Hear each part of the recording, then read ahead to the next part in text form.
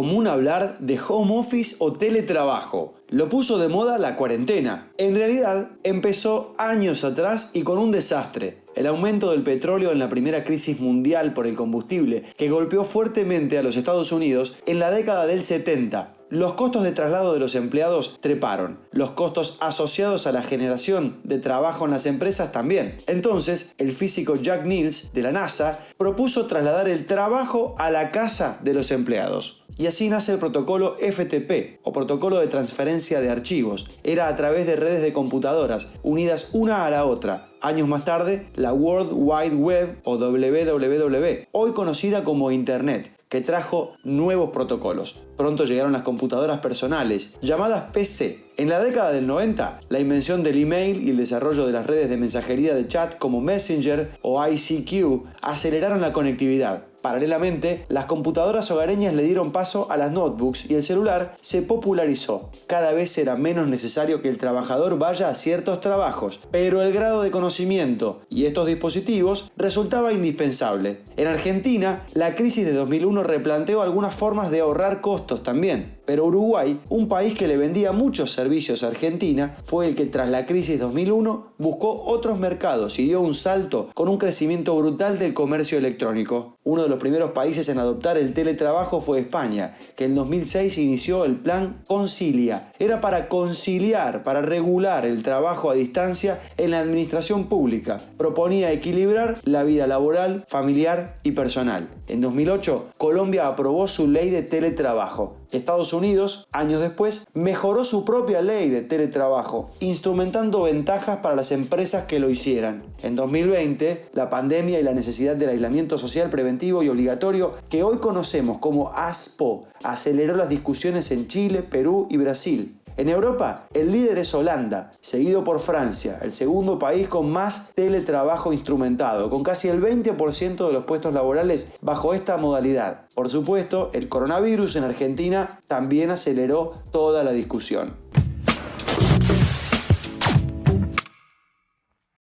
Nos está costando entender que lo que estamos viviendo en estos días de cuarentena, y muy especialmente en las cuarentenas más estrictas, con las provincias que no han podido frenar los brotes de contagios de coronavirus, va a persistir. Lo están haciendo muchas organizaciones. Se están poniendo de acuerdo en lo que el ser humano hizo desde el día 1, que empezó a vivir en comunidades. Un esfuerzo cooperativo en pos de un objetivo común. Trabajar es eso. Lo que pasa es que hay roles, hay escalas y hay fundamentalmente papeles que desempeñar. Y esto es lo que está cambiando ahora. Podemos desempeñar nuestro papel a través de un dispositivo y a través de una conexión. Nos permite quebrantar el tiempo y el espacio y estar en dos lugares a la vez, en casa y en el trabajo. Pero todo esto hay que aprenderlo y lo vamos a cambiar sobre la marcha. Es posible que algunas cosas nos salgan mal. En Argentina se está discutiendo esta ley de teletrabajo y hoy te vamos a contar cuáles son las miradas que se empiezan a encontrar para ver de qué manera seguimos de acá en más. Toda una amenaza, oportunidad, lo veremos.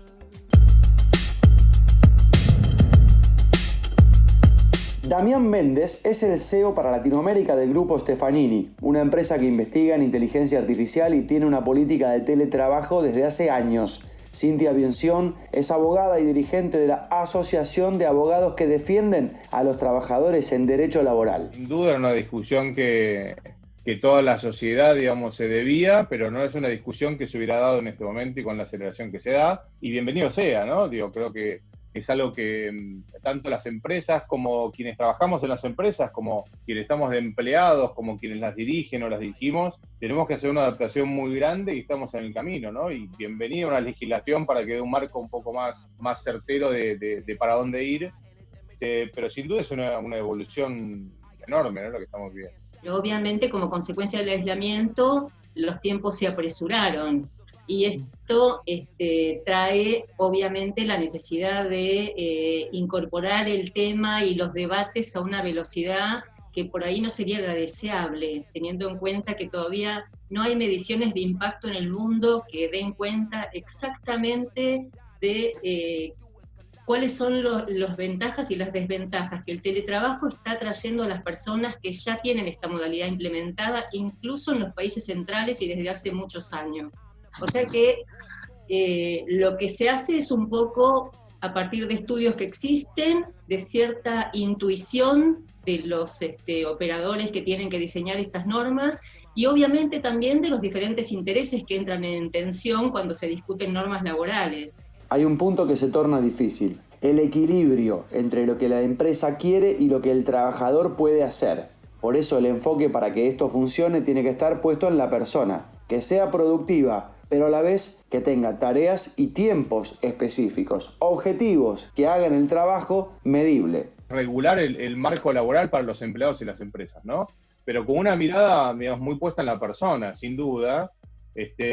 Vamos a ver cómo termina la discusión, pero yo creo que la primera mirada que tiene que haber es sobre, digamos, tanto las responsabilidades como las obligaciones y los beneficios que tienen para las personas, y a partir de ahí empezar a iterar, ¿no? Pero sin duda para mí es una regulación que tiene que atender a la necesidad de las personas, de cómo las empresas vamos a trabajar en este nuevo entorno, que ya lo venimos haciendo, digo, no es nada nuevo para nosotros, pero sí nos da un marco de trabajo mucho más formal y más certero, sin duda. Este es uno de los puntos complicados de cuando se legisla apoyándose en un supuesto pacto de voluntades entre trabajadores y empleadores. La voluntad del trabajador que necesita conservar el puesto de trabajo nunca es completamente libre. Muchas veces aún con el derecho de su lado no puede exigir que se respete esa condición laboral, muchas veces depende de un sindicato fuerte que lo defienda, o sea que todo lo que se deja librado a un acuerdo de voluntades, después sabemos que cae en saco roto, porque es impracticable por parte de los trabajadores. Sí, este proyecto deriva a la negociación colectiva algunos aspectos de implementación, sobre todo teniendo en cuenta las particularidades de cada actividad.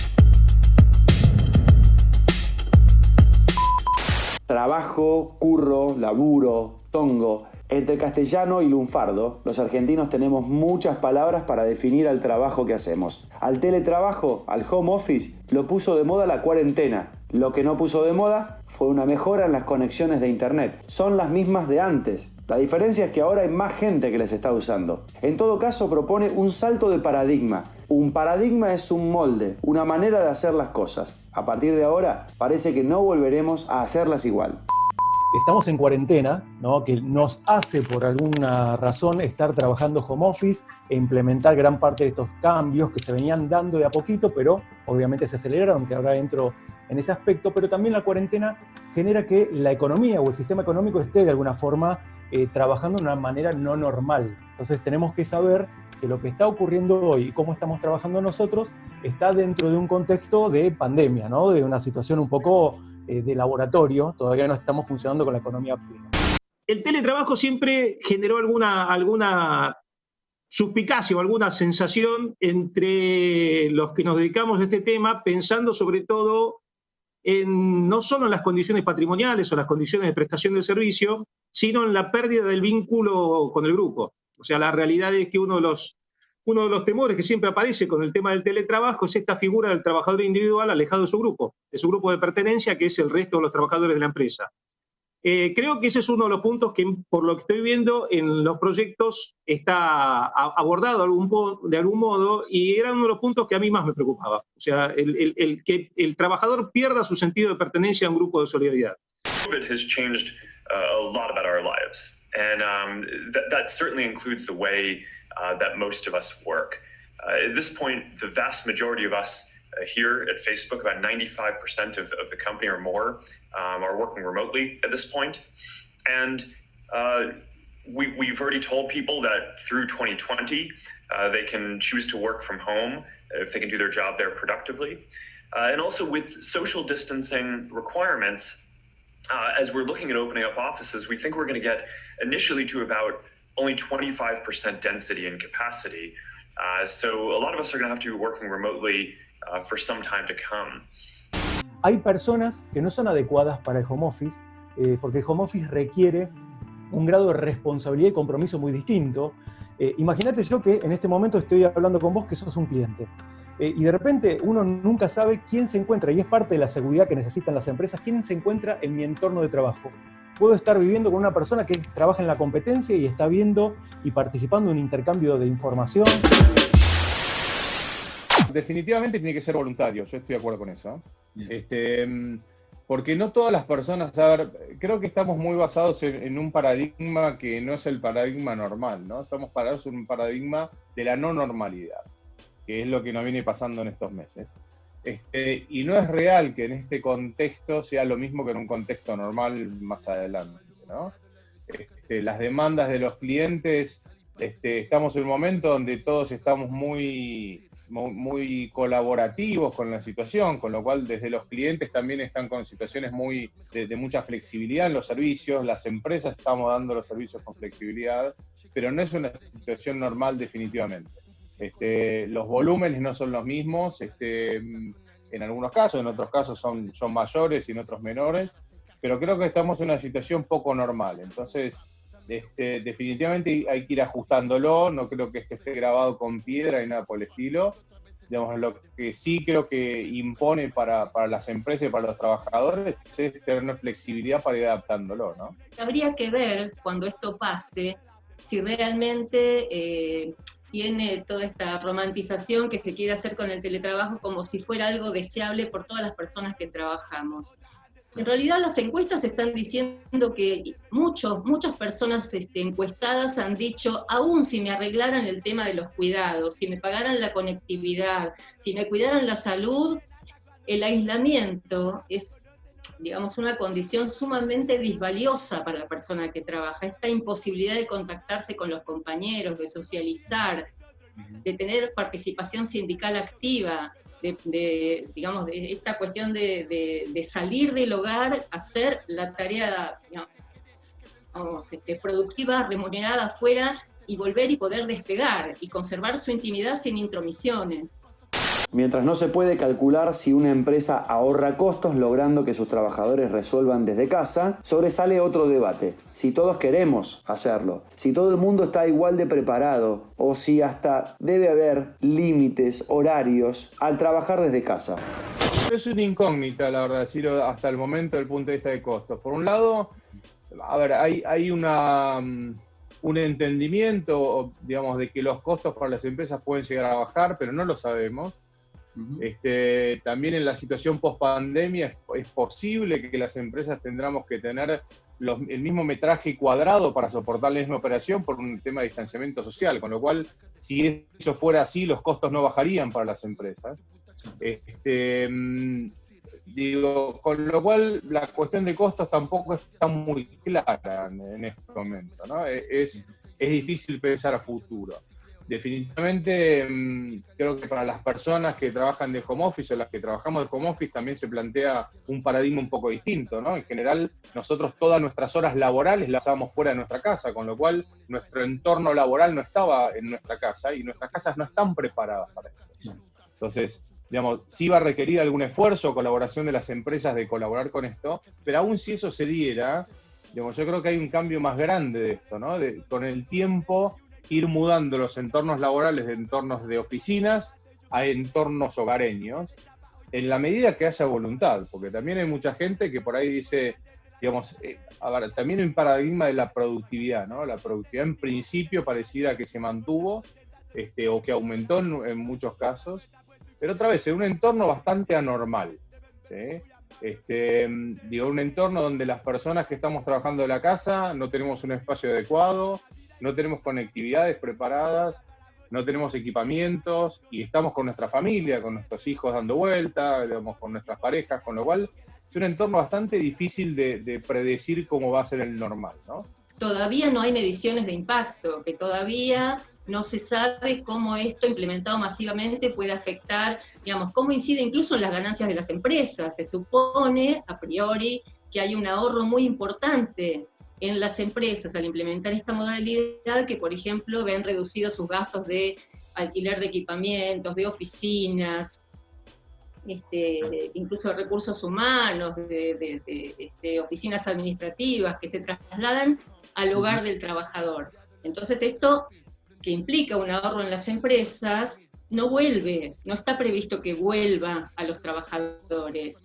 Sí, en el proyecto se habla de una compensación de gastos de conectividad y de mantenimiento del hardware y demás, pero este proyecto no contempla, por ejemplo, los mayores gastos de vivienda, de impuestos y de servicios. Los humanos somos seres destinados a compartir. Compartimos la vida con familia, con amigos, además compartimos con nuestros compañeros de trabajo, y ese encuentro, ese intercambio, ese ambiente, ese clima, forman parte de la productividad. Eso no está presente en el teletrabajo. Todo el contacto físico, digamos, de interacciones, digamos, en la vida real y física, me parece que yo tengo mis dudas que el home office sea, digamos, 100% para todo el mundo y que todo el mundo esté, digamos, 100% contento de vivir en la Matrix, ¿no? Digo, creo que en algún momento, como personas, tenemos ganas de conectarnos, tenemos ganas de tomar un café, almorzar con nuestro compañero de trabajo o tener reuniones físicas, y eso creo que hace la productividad también. Con lo cual, como siempre, en esto hay un equilibrio, ¿no? En este momento estamos muy parados del lado del home office y la productividad, digamos, después llegará un equilibrio donde podamos balancearlo y aprender de esto, ¿no? El proyecto dice que el Ministerio de Trabajo dictará la reglamentación adecuada para todos aquellos aspectos que necesitan un poco más de detalle, como por ejemplo la registración de estas relaciones, o el tema de la higiene y la seguridad, digamos, cómo se va a cuidar la salud de las personas que hacen teletrabajo. Cómo se van a condicionar los ambientes, qué pasa con la intensidad de la luz, con las sillas que tienen que ser adecuadas, con un espacio suficientemente ventilado, con las tecnologías en condiciones para no dañar por demás la salud, que sin duda se va a deteriorar porque se piensa en una jornada de trabajo de una extensión parecida a la jornada legal. Claro. No menor, como aconseja la Organización Mundial de la Salud, que dice que la máxima exposición a una pantalla no puede exceder las 4 horas sin dañar la salud de la persona que se expone. En Matrix, la historia narraba una realidad en que las personas, sin saberlo, estaban conectadas a máquinas para alimentarlas. ¿Lo harías si supieras? ¿Es la metáfora de un mundo en el que no podemos cortar y disfrutar de tiempo libre? ¿O sencillamente será que todo nuestro tiempo deberá ser productivo para sostener el mundo que se viene en los próximos años?